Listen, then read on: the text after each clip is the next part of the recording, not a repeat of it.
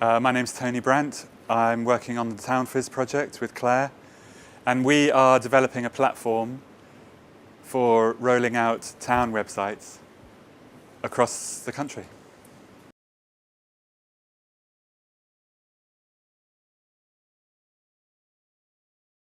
Well, it's more like a hurdle.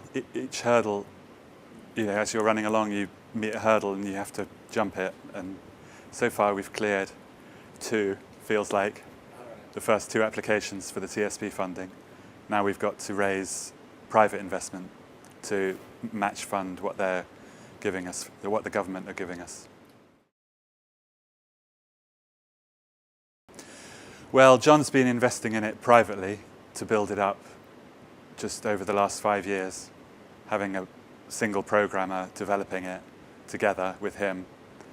And when we found out about the TSB competition, the government funding, suddenly we've really accelerated about 3 gears, and it's rolling along very much faster with a lot more hope.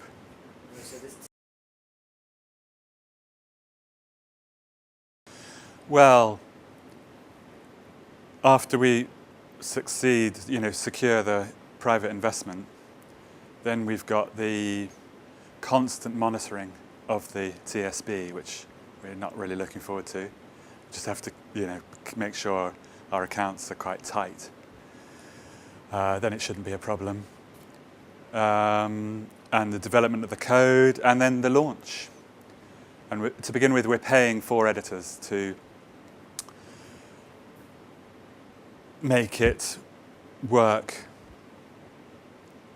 along our lines, how we think it should work. We're paying them to say, this is how we want you to run the website, and all the laying out, clearly defining the steps they have to go through, so that we can see how effective that is in actually getting the website populated with content from the inhabitants, the locals who live in their town. Contacting clubs, businesses, all sorts of groups, and just trying to get them to saying, to begin with, it'll be a closed site. The site won't be open to the public in the first phase. It'll just be by invite only, and people will be invited to upload content about what they do, what they're doing, who they are, where they are, that sort of thing. And then they might do the whole Google thing and give everybody 10 invites or something. They can invite 10 other people to do it. So it has a bit of exclusivity, and build it up so that when eventually it is sort of launched publicly, there is already content there. Because what you don't want is for people to arrive at your site and for there to be nothing there, and them to think, oh yeah, TownFizz, that's shit. And then, how long does it take for you, for instance, to go back to a site that you thought was crap? Months or years, really. Maybe never, exactly. So, it has to be quite good already when you start.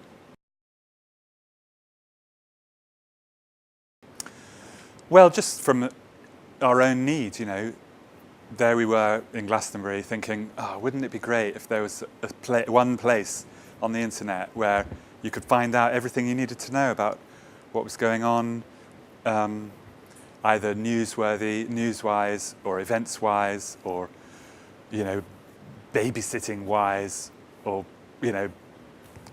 buying cars or whatever, all that kind of stuff. Maybe, and that just didn't exist, especially 5, 6, 7 years ago. That really was in its infancy. Now a few more people are doing it, so they do exist, but the interfaces are ugly, they're very poor on features. They might just focus on news or just focus on chat, and there's nothing really very much else to do. So we wanted to make something that's really interactive and useful. And then from Claire's research, we realized we had to really diversify in terms of making it generate an income, making it financially viable. So we set it up so that there are lots of different income streams.